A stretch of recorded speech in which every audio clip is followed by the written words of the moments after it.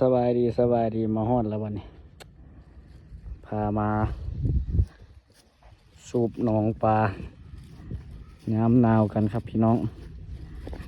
สบายดีย่างก่อนตอนนี้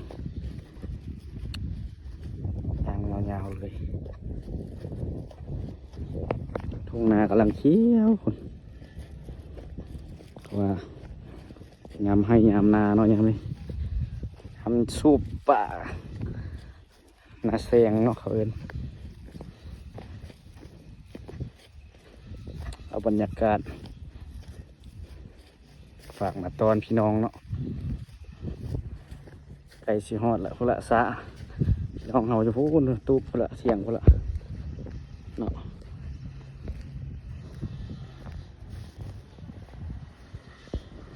พละเนาะใช่ไหมฮอดที่กัดเนาะ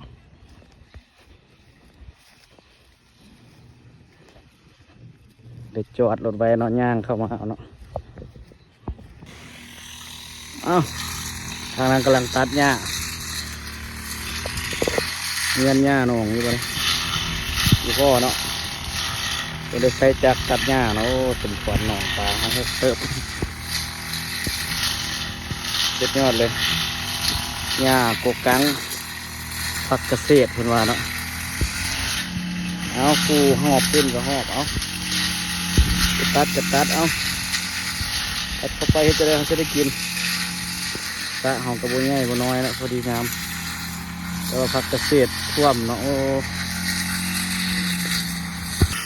เอาออกได้หน่อยนึงยังอีกหน่อยนึงประมาณครึ่งพอแล้วเนาะตัดพ่อก็ได้ส่วนคน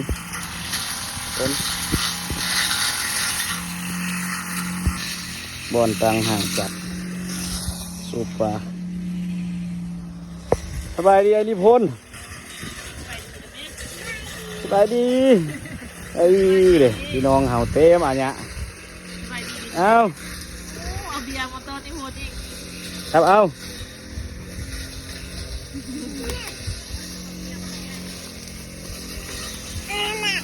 หอดแล้วเนาะทางนี้กำลังดังไฟทางนี้กำลังคว้าปลาคนงาน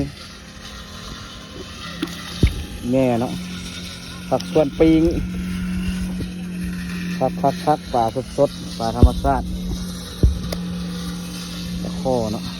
ตะเก่งยังหลายพันวันอายุรุ่มพุ่นอันนี้หาก็ได้มันเสี้ยวนึงของมัน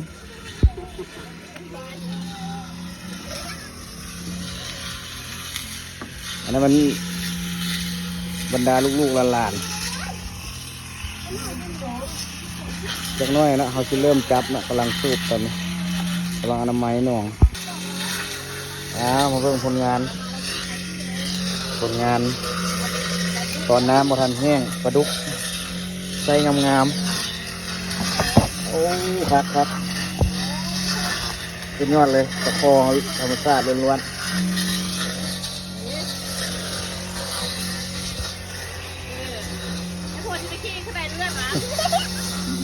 มีมันใส่อีกโอ้บักแก้วเงี้ยนบักส่วนปิ้งกับปิ้งไปเนาะก็ลงก็ลงไปปิ้งก็ปิ้งไปลงตายเลย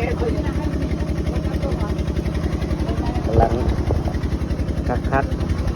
สาวไม่ครัวมาห้อนหมดละสาวดำสาวนางทีมงานรูดนอง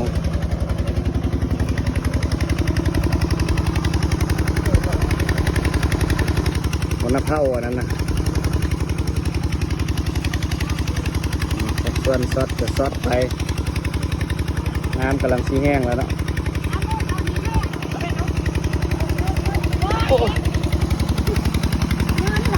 โน่นปลาบ่ฮอดเว้ยจานสีพอดโซจับปลาออกมาดู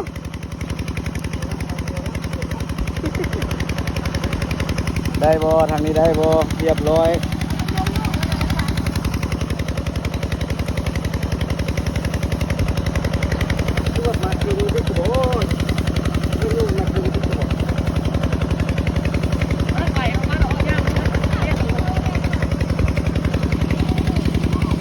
นี่เอาไปใส่เอาแม่จังบ่ได้โยนเว้ย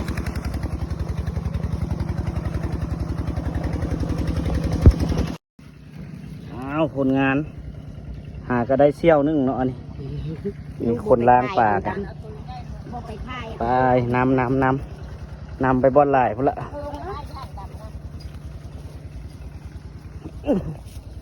ยังเนาะยังอีกครึ่งนึงว่าซะผลงานปลาดุกล้วนปิ้งปลาดุกก่อนจะไหม ปีงแม่ โอ้ปิ้งปลาดุกทีละครั้งนะ ปีงอันมากได้กับปีงโลด ใส่น้อยใส่ใหญ่เนาะเต็มเลยสุดยอดเลยสุดยอดเลยหนองน้อยๆแต่ว่าคุ้มค่าเนาะ เอาเพชรยวนมาดูหนัง สุดยอดกำลังหาข้าวกิน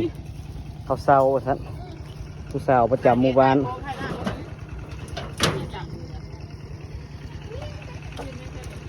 ผู้สาวประจำหมู่บ้านอายกองแล่นเนาะท่าน